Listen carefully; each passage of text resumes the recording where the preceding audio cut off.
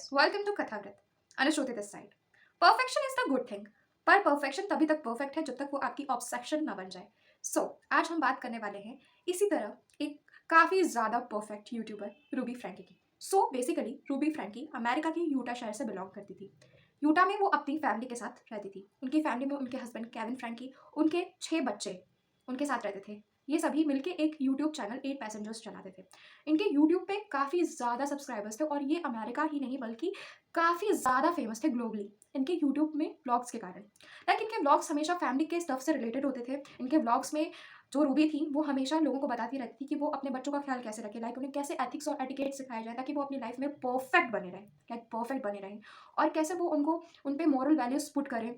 अपने बच्चों को आप खाने में क्या दें, ये तक रूबी अपने व्लॉग्स में लोगों को बताती थी और एजुकेट करती थी. बेसिकली इनका जो यूट्यूब चैनल था उसका मेन सेंटर ऑफ अट्रैक्शन इनके बच्चे थे. सो आखिर ऐसा क्या हुआ जो एक ब्लॉगर मॉम अब जाके एक ऐसी क्रिमिनल बन चुकी हैं जिनके बारे में सुन के शायद आप भी सोचने पर मजबूर हो जाएंगे कि एक माँ अपने ही बच्चों के साथ ऐसा कैसे कर सकती है. सो गाइस, बेसिकली रूबी के बारे में हम स्टार्टिंग से जानते हैं कि उनका बचपन कैसा था. सो रूबी बचपन से ही काफ़ी ज़्यादा स्वार्थी थी.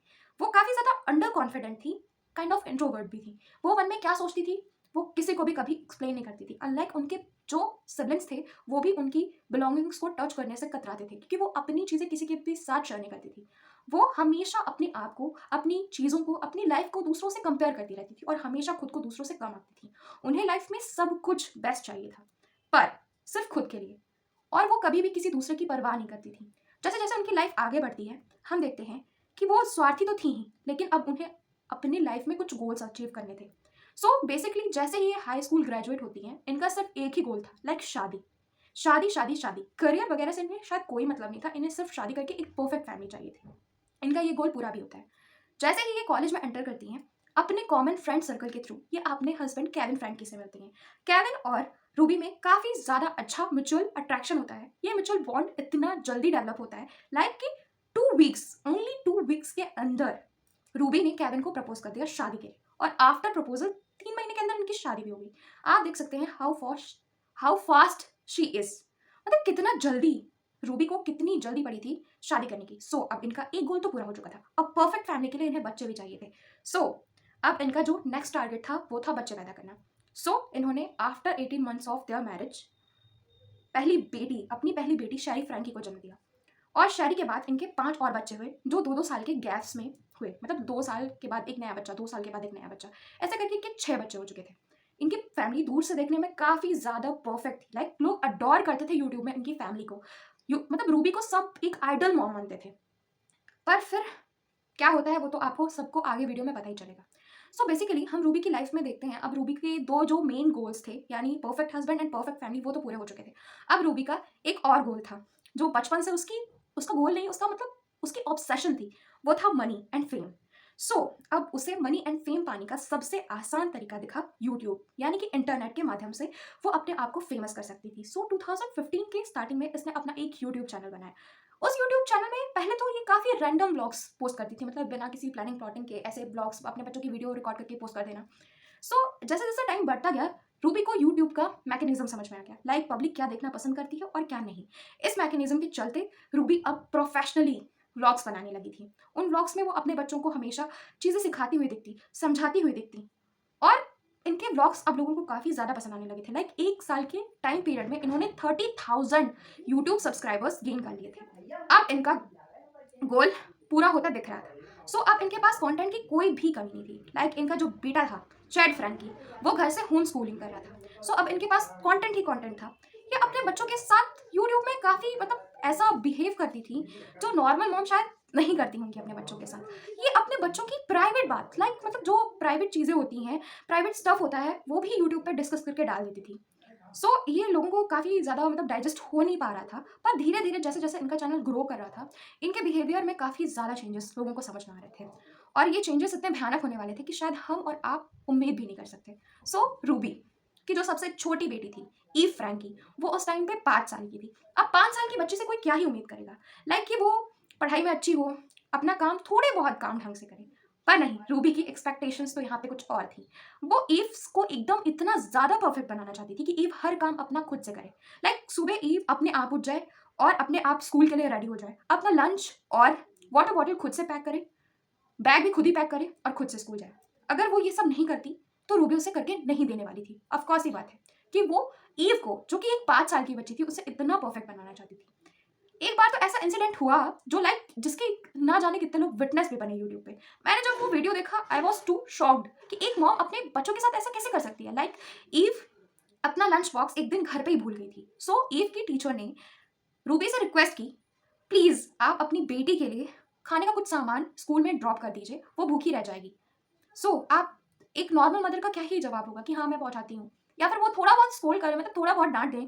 पर नो, उन्होंने ऐसा नहीं किया। ये चीज ऑन कैमरा रिकॉर्ड हो रही थी। उन्होंने टीचर को जवाब दिया कि ये ईव की रिस्पॉन्सिबिलिटी है कि वो अपना लंच खुद से लेके जाए। अगर वो नहीं लेके गई है तो मैं विश करती हूँ कि वो उसे स्कूल में भी कोई खाने के लिए हेल्प ना करे और उसकी कोई भी किसी भी चीज में हेल्प ना करे, ताकि ईव को ये समझ में आए कि उसकी लाइफ की रिस्पॉन्सिबिलिटी उसकी खुद की है, किसी और की नहीं। ये कह के रूबी ने फोन कट कर दिया। Like how cruel she is. वो चैट के साथ भी ऐसा करती। एक बार मतलब नॉर्मल ऐसे वीडियो में चैट की प्राइवेट चैट्स केविन कैमरा के सामने ऑन कैमरा पढ़ रहा था। लाइक वो चैट्स ऐसी नहीं थी कि जो सबको बताई जा सके, और चैट नॉर्मली कैमरा में दिख रहा था कि वो कितना ज्यादा ऑफेंड और कितना ज्यादा शेम्ड है इस चीज को लेके। पर रूबी और केविन को कोई फर्क ही नहीं पड़ रहा था। वो चैट की प्राइवेट चैट्स को ऐसे ऑनलाइन डिस्कस कर रहे थे। How shameless and cruel this is. Normally हमारे पेरेंट्स भी कोई भी गलती होने पर, कोई भी मिस्टेक होने पर हमें डांटते हैं। पर रूबी का तो फंडा बिल्कुल भी ऐसा नहीं था। लाइक ईव कितनी छोटी थी, 5 साल की बच्ची, उसने खेलते खेलते घर का कुछ सामान घर से बाहर फेंक दिया। बस इसी बात के चलते रूबी ने उसके फेवरेट टॉय को सीजर से काटने की धमकी दी। आप सोचिए, 5 साल की बच्ची जिसको इतना ज्यादा सेंस ही नहीं है कि क्या करना चाहिए क्या नहीं करना चाहिए, वो भी एक रूबी जैसी क्रूअल मॉम के साथ वो रह रही है, और उसके साथ ऐसा हो कि उसके फेवरेट टॉय को काटने की धमकी दी जा रही हो। यही नहीं, रूबी यही नहीं रुकती है। लाइक उसके बच्चे आपस में लड़ रहे हो, खेल रहे हो, तो वो उन्हें क्या धमकी देती थी। नॉर्मली बच्चों को पेरेंट्स यही बोलेंगे शांत हो जाओ, नहीं, रूबी का यहाँ पे भी फंडा बहुत ज्यादा अलग था। वो अपने बच्चों को बोलती थी रुक जाओ वरना आज तुम लोग डिनर करने का प्लेजर लूज कर दोगी। आई तो कुडंट इमेजिन दिस। मेरे पेरेंट्स ने तो मेरे साथ ऐसा कभी नहीं किया, और मेरे आसपास के लोगों के साथ भी तो ऐसा कभी नहीं हुआ होगा। लाइक वो कितनी ज्यादा क्रूअल हो सकती थी, उसने क्रूएलिटी की सारी सीमाएं पार कर दी थी। वो अपने बच्चों के साथ बस एक स्लेव की तरह, यानी कि नौकर की तरह ट्रीट करती थी। कई बार इंटरव्यूज में उससे जब पूछा गया कि आपने अपना यूट्यूब चैनल क्यों बनाया, तो उसने साफ साफ इंटरव्यूज में कहा कि उसने अपना यूट्यूब चैनल इसलिए बनाया ताकि वो अपने जल्दी बढ़ते हुए बच्चों को देख सके, उनकी चीजों को रिकॉर्ड कर सके और टाइम को वहीं पर रोक सके। लाइक एक ऐसी माँ जो अपने बच्चों से प्यार करने का सिर्फ ढोंग रचती है, क्योंकि जो माँ अपने बच्चों के साथ प्यार करेगी वो ऐसा तो बिल्कुल भी नहीं करेगी अपने बच्चों के साथ। अब टाइम आगे बढ़ता है और रूबी ने शेरी और चैट का यूट्यूब चैनल बनवा दिया। लाइक कि उसकी पूरी फैमिली यूट्यूबर थी, उसके सारे सिबलिंग्स, रूबी के सारे सिबलिंग्स भी यूट्यूब पर वीडियोस बनाते थे, इवन कि उसके पेरेंट्स भी यूट्यूब पर एक्टिव थे। इतनी बड़ी यूट्यूबर फैमिली से बिलोंग करने के बाद रूबी का लालच यही नहीं थमता। उसने चैट और शेरी को भी यूट्यूब पर वीडियोस पोस्ट करने के लिए मजबूर कर रखा था। मतलब उसके घर के लोगों की अपनी कोई लाइफ ही नहीं थी। जो रूबी कहे उसके बच्चे वही करें। अगर वो लोग उसके कहे अनुसार काम नहीं करते थे तो रूबी का गुस्सा फट के बाहर आता था। शी इज लाइक कि वो अपने बच्चों को कई दिनों तक खाना नहीं देती थी। उनसे जानवरों से भी ज्यादा बदतर व्यवहार किया जाता था घर में। शी इज तो total out of her mind. अब ये चीजें चल ही रही थी। रूबी के फैमिली मेंबर्स की अब तो कोई प्राइवेट लाइफ भी नहीं थी। वो जो कुछ भी होता था सब कुछ ऑनलाइन डिस्कस करते थे। फैमिली का प्राइवेट से प्राइवेट स्टफ। चैट का तो एग्जाम्पल मैं आपको दे ही चुकी हूँ कि चैट की चैट्स को ऑनलाइन उसके पेरेंट्स ने पढ़ा और अपनी ऑडियंस को भी सुनाया। चैट की मेंटालिटी पर क्या असर पड़ा होगा। मतलब रूबी एक साइको मॉम थी। चैट का कमरा उसने उससे ये कहते हुए वापस ले लिया और उसे बीन बैग में सोने के लिए मजबूर किया। जो लोग नहीं जानते मैं बता देती हूँ, बीन बैग एक ऐसा बैग होता है, इमरजेंसी बैग, जिसे हम ट्रैवल के लिए कैरी करते हैं। उसने अपने बेटे, खुद के बेटे चैट को ये कह के कमरे से निकाल दिया कि तुम अपना कमरा मैनेज नहीं कर सकते, तुम अपने कमरे को इतना गंदा रखते हो, इसलिए तुम एक कमरे में नहीं रह सकते, तुम बाहर जाओ और बीन बैग में रात गुजारो, तुम रात को वहां सो चाहे जो भी करो, पर तुम कमरे में नहीं रह सकते। लाइक एक माँ अपने बच्चे के साथ ऐसा कैसे कर सकती है। आई तो डिडंट। मतलब मुझे रूबी के ऊपर बहुत ज़्यादा गुस्सा है, पर्सनली बहुत ज़्यादा। मतलब मैंने जब ये केस स्टडी की और उसकी लाइफ के बारे में पढ़ा तो आई वॉज शॉक्ड कि एक माँ ऐसा कैसे कर सकती है। अब उसके व्लॉग्स के टाइटल्स लोगों को कहीं ना कहीं इरिटेट करने लगे थे। लाइक उसके जो टाइटल्स थे यूट्यूब में वो काफ़ी अजीब थे, और अब उसके वीडियोस में भी ये चीज़ें दिख रही थी, लोग प्रॉपर नोटिस कर रहे थे। लोगों ने उसको कई बार कमेंट्स में ये चीज़ें बताने की भी कोशिश की कि तुम गलत कर रही हो, पर रूबी को इन सब चीज़ों से कोई फर्क नहीं पड़ता था। कई आर्टिकल्स निकाले गए उसके इस बिहेवियर, उसके इस रूड एंड क्रूअल बिहेवियर को मद्देनजर रखते हुए। पर रूबी को इन सब चीज़ों से कोई फ़र्क ही नहीं पड़ता था। रूबी का मेन फ़ोकस था ऑडियंस गेन करना, फिर चाहे वो नेगेटिव पर्सपेक्टिव से उसके चैनल पे आए या फिर पॉजिटिव पर्सपेक्टिव से, उसको कोई भी मतलब नहीं था। उसे बस मतलब था फेम से, पैसे से, मनी से। लाइक एक ऐसी माँ जिसे अपने बच्चों से ही प्यार नहीं था, तो वो दूसरों के बोलने से क्या ही उसको कोई फ़र्क पड़ जाएगा, उसको कोई फ़र्क नहीं पड़ता था। धीरे-धीरे ये क्रुएलिटी और ज़्यादा भयावह होती गई। फैमिली की कोई प्राइवेट लाइफ नहीं थी, बच्चे भी बड़े हो रहे थे, वो लोग काफ़ी इन सब चीज़ों से तंग तो आ रहे थे, पर लाइक अब वो क्या ही कर सकते थे। अब रूबी इंटरनेट पे अपने बढ़ती हुई प्रसिद्धि को लेकर और ज़्यादा कॉन्शियस हो गई। लाइक अब उसे अपनी पॉपुलैरिटी को और ज़्यादा इंक्रीज़ करना था। इसी चक्कर में वो मिलती है जॉडी हेल्डेब्रांड से। जॉडी हेल्डेब्रांड वैसे तो फैमिली रिलेशंस को इम्प्रूव करने वाली एक स्पीकर थी, लेकिन वो इसके उल्टा लोगों के रिलेशन खराब करने के लिए फेमस थी। लाइक कि वो लोगों को इस तरह से मेंटली मैनिपुलेट करती थी कि लोग ना चाहते हुए भी अपना रिलेशन अपने पार्टनर के साथ बिगाड़ने पे मजबूर हो जाते थे। सो अब रूबी, जो खुद ही पहले से मेंटली अनस्टेबल थी, वो जॉडी से मिलती है और दोनों मिलके अब आगे क्या करने वाले थे, ये तो आपको आगे पता ही चलेगा। सो बेसिकली जॉडी और रूबी ने मिलकर एक सेंटर खोला, कनेक्शंस, जिसका एक यूट्यूब चैनल भी था, जिसमें ये दोनों महान महिलाएं बैठ के लोगों को प्रवचन देती थी कि आप कैसे अपने बच्चों को, अपनी फैमिली को, अपने रिलेशंस को कंट्रोल कर सकते हैं, उन्हें कैसे एथिक्स और एटिकेट सिखाएं ताकि वो आपके कंट्रोल में रहें। लाइक और ये लोग ये भी प्रचार करते थे, इस चीज़ का भी काफ़ी ज़्यादा एडवर्टीजमेंट करते थे कि आप अपने बच्चों को फिजिकली टॉर्चर करो, मेंटली टॉर्चर करो, तभी वो सुधरेंगे, वरना नहीं। सो ये तो इनकी सोच थी। अब इसी सोच के कारण और शायद घर में इस चीज का असर पड़ते देखकर केविन और रूबी के रिलेशंस धीरे धीरे करके बिगड़ने लगे और इनके रिलेशंस इतने ज्यादा खराब हो गए कि रूबी अब केविन को डिवोर्स देने तक की बात पहुंच गई और रूबी अपना घर छोड़कर केविन के घर से जॉडी के घर में शिफ्ट हुई। सो रूबी जब जॉडी के घर में शिफ्ट हुई तो उनके साथ उनके दो सबसे छोटे बच्चे रसैल फ्रैंकी और ईव फ्रैंकी थे। रसैल जो उस टाइम पे 11 साल का था, ईव जो उस टाइम पे 9 साल की थी। सो रसैल और ईव जॉडी के घर में आ गए। रूबी की जो बड़ी बेटी थी, शेरी फ्रैंकी, वो अपनी मॉम के पेरेंटिंग स्टाइल से बिल्कुल भी खुश नहीं थी। उसे बहुत ही ज्यादा बुरा लगता था अपने भाई बहनों को अब्यूज होता देखकर। सो उसने घर पहले ही छोड़ दिया। चैड फ्रैंकी जो रूबी का बड़ा बेटा था, उसने भी रूबी ने रिहैबिटेशन सेंटर भेज दिया था, क्योंकि वो शायद रूबी की बात नहीं मानता था।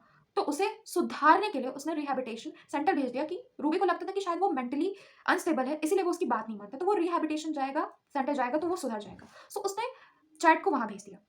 अब बचे एबी और जूली, जो कि उस टाइम पे माइनर थे। सो वो अपनी इच्छा से तो कहीं जा नहीं सकते थे, तो शायद वो लोग भी रूबी के साथ ही रहे होंगे। इसके बारे में ज़्यादा डेटा नहीं है, सो मैं आपको गलत जानकारी तो नहीं दे सकती, इसीलिए हम यही मानते हैं। सो अब रसैल और ईव जॉडी के टारगेट में थे। उसने पहले से ही रूबी को अपनी बातों में इस तरह से उलझा लिया था कि वो माँ अब माँ नहीं, एक राक्षस बन के सामने आई। लाइक वो लोग अब अपने ही घर में रह के रसैल और ईव को इस तरह मैनिपुलेट करते कि वो लोग छोटी छोटी गलतियों के लिए अपने आप को इस तरह से कल्प्रेट्स मानते कि उन्हें सजा मिलनी चाहिए छोटी छोटी गलतियों के लिए, और वो उन पे ही एक्सपेरिमेंट्स करते। लाइक कि लोगों को कैसे हम बताएंगे कि वो लोग, उनमें कोई गड़बड़ी है, उन्हें कैसे खुद को सुधारना चाहिए। तो इसलिए वो अब दो बच्चों पे जो काफ़ी ज़्यादा छोटे थे, उन्हें मैनिपुलेट करके इस चीज़ का एक्सपेरिमेंट कर रहे थे कि वो दूसरों को कैसे समझा सकते हैं, अपनी बातों में फंसा सकते हैं। वो लोग रसाल और ईव को कई कई दिनों तक खाना नहीं देते थे, घर में बांध के रखते थे, उन्हें जानवरों की तरह मारते थे। लाइक रसाल और ईव की हालत जानवरों से भी बदतर थी। वो लोग इस अर्थ पे नर्क की यातना झेल रहे थे। लाइक इतना बुरा सलूक कोई माँ अपने बच्चों के साथ कैसे कर सकती है। रसाल और ईव भी इन लोगों के मैनिपुलेशन के चक्कर में ऐसे पड़ गए थे कि अब वो लोग बिना विरोध के इनकी सारी बातों को, सारी यातनाओं को झेल रहे थे। वो लोग इतने ज़्यादा कमज़ोर हो चुके थे कि लिटरली उनकी हड्डियाँ दिखाई दे रही थी। वो लोग दूर से देखने पे इतने ज़्यादा बीमार लग रहे थे कि आप इमेजिन भी नहीं कर सकते। उनकी आँखों के नीचे ऐसे डार्क सर्कल्स थे, लाइक कि उन्हें कितने दिनों से भूखा रखा गया होगा। उनको पानी की एक-एक बूँद के लिए तरसाया जाता था, और ये सब करने वाली कोई और नहीं, उनकी अपनी माँ थी। 12 अगस्त 2023 को रसायल ने फाइनली हिम्मत की और वो अपने घर से भागकर पड़ोसी के घर आया। उसने पड़ोसी के घर की बेल को नॉन स्टॉप बजाना चालू कर दिया। जब पड़ोसी ने दरवाज़ा खोला तो वो अपने सामने एक ऐसा बच्चा देखकर हैरान था। लाइक उसके पड़ोसी का बताना है कि जो रसायल था, उसके पूरे हाथ और पैरों पे टेप्स लगे हुए थे। उसके मुंह पे चोट के कई सारे निशान थे। लाइक उसने फुल शर्ट पहना था, तो उसके हाथ पैर के अंदर की हालत तो नहीं दिख रही थी, पर उसके पूरे चेहरे पे चोट के निशान थे। उसे जैसे कितना मारा गया होगा। उसके कपड़े भी कई जगह से फटे हुए थे, और वो ऐसा दिखाई दे रहा था जैसे उसे कई दिनों से खाना पीना नहीं दिया होगा। वो कंटिन्यूअसली बेल बजा रहा था, और जब पड़ोसी ने दरवाज़ा खोला तो उसने हेल्प हेल्प हेल्प बेहोश हो गया। और जब रसैल को होश आया तो उसने बताया कि प्लीज़ आप कैसे भी करके पुलिस को कांटेक्ट करो, मुझे पुलिस की हेल्प चाहिए। उसके पड़ोसी ने तुरंत पुलिस को फ़ोन किया। पुलिस के आने के बाद रूबी और जॉडी को अरेस्ट कर लिया गया और वहां से ईव को भी रेस्क्यू किया गया। ईव जो घर में बेसमेंट में बेहोश पड़ी हुई थी, लिटरली उसके पूरे शरीर पे चोट के निशान थे। She was unconscious. अब जॉडी और रूबी पुलिस की गिरफ्त में थे।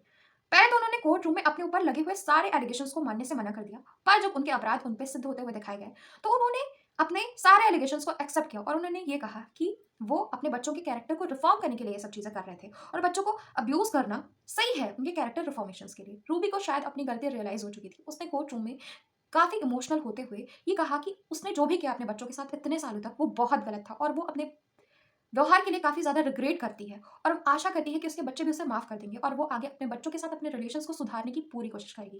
केविन से जब इस बारे में पूछा गया कि इतने लंबे टाइम पीरियड तक जब उनके बच्चों के साथ इतना ज्यादा असॉल्ट हो रहा था तब वो कहाँ थे, तो केविन ने इस बात को साफ साफ बताया कि जॉडी और रूबी उन्हें उनके बच्चों से मिलने ही नहीं देते थे, तो वो चाहकर भी अपने बच्चों को कैसे प्रोटेक्ट करते।